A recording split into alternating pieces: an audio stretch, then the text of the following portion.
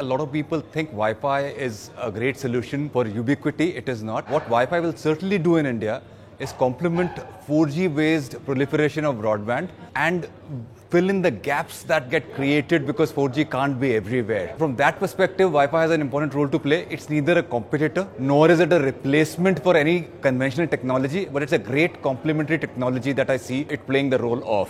Going forward, you'll find more and more telecom companies integrating Wi-Fi as a part of their bundled pack.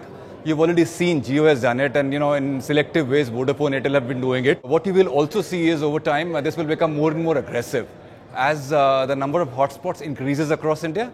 And what that would mean is Wi-Fi will have to be as seamless as 3G and 4G are between each other for the mobile customers. So that's where I see Wi-Fi going. Wi-Fi not as a standalone business like many have tried in the past, but as an integral part of a heterogeneous network that most telcos will embrace. While you do that, Wi-Fi will also serve the purpose of a lot of other use cases like consumer engagement, customer engagement, location services, and so on and so forth. Most definitely. But can I put a number to that? Probably not, because it's a function of volumes and the monetization model that you're able to come up with. Overall, I see the cost of equipment going down with volumes. I see the cost of delivery going down with volumes, both in terms of number of APs that get installed and also in terms of number of GBs that get transacted over the network. More important, what will also happen is if we're able to create a shared network, which is what Firefly has in its DNA, you will find a lot of costs getting bifurcated and distributed over a number of use cases, which is where I see a lot of cost savings coming in, and hence you will certainly see costs coming down dramatically over Wi-Fi network.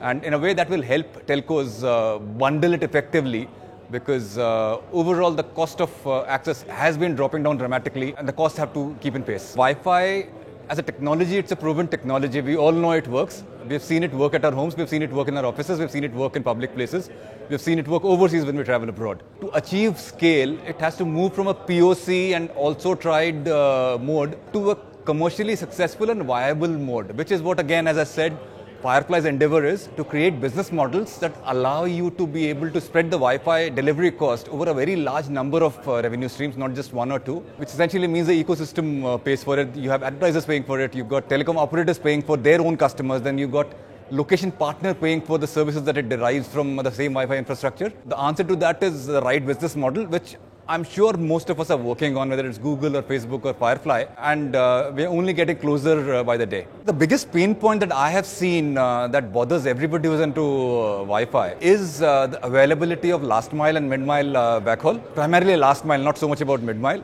That's not something which you can solve very easily. So while we hear about the new policy around ROW to make fiber access cheap, but this is not a problem that gets solved overnight. One help that I could possibly dream of is if there could be some government intervention in making BSNL and MTNL reorient themselves to a more B2B kind of a mindset, much like what BharatNet is supposed to be doing while the jury is still out, and start supporting a lot of people like us by sharing in a non-discriminatory manner their great presence they have in urban and semi-urban areas and rural areas, and support Wi-Fi as the last mile at an affordable cost. I think that will be a win-win.